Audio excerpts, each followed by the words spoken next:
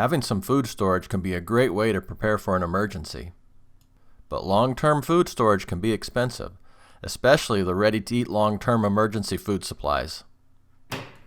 So we're going to make our own long-term emergency food supply. This is about $130 worth of food right here, plus the $150 or so for the equipment and the storage.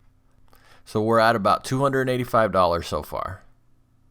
The nice thing about making it yourself is that you can start out small and build up your emergency food supply over time. Okay, so here's how much all this cost. To get started, we got the Bonsenkitchen Food Sealer Machine for $32.99, and the Mylar bags for food storage were $19.99. We also got the IGFTEO Mason Jar Sealer for $21.99. We have a bunch of canning jars, but if you need some, you can get a 12-pack for $22.99. For storage, we tried to be cheap, and we got some tubs from Walmart. We plan on upgrading the tubs in the future, but for now, these will get the job done. We got the Sterilite 66-quart Latch Box. Those were $9.28, and we got 4 of those. And we got the Sterilite 27-quart Latch Top Box, and those were $6.48 each, and we got 2 of those.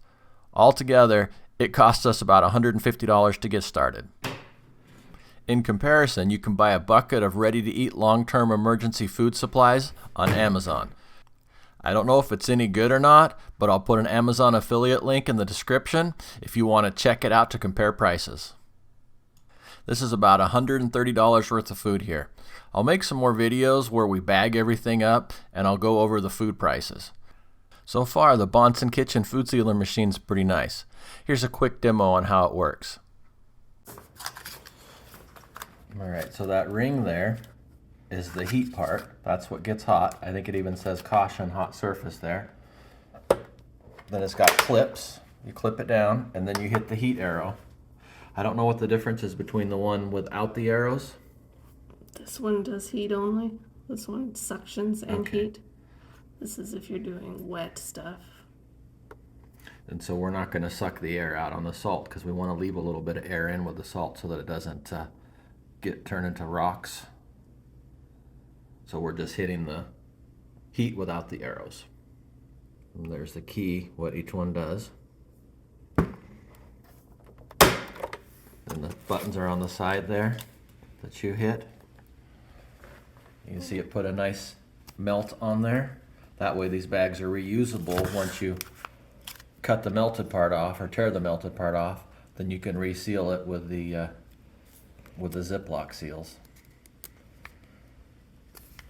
But that looks like a pretty good seal. And you could seal the Ziploc seal too, but I did. And then it's double sealed.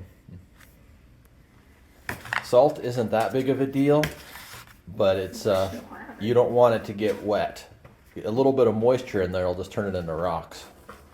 It's a lot easier to label the bags when they're flat. And this is not the expiration date, this is just the package date, and you could put an expiration date underneath it, which we're saying 25 years, that's really more the life of the bag than the life of the salt. But these bags have a 25-year shelf life. 25 to 30. 25 to 30. So if you're watching this in 2047 and you're wondering if you can eat the food in here, or you're watching it in 2048, yeah, you could probably eat it for another couple years after the expiration date. I'll create a food storage playlist, and as I add more food to the storage, I'll make some videos about it and put them in the playlist for you to check out.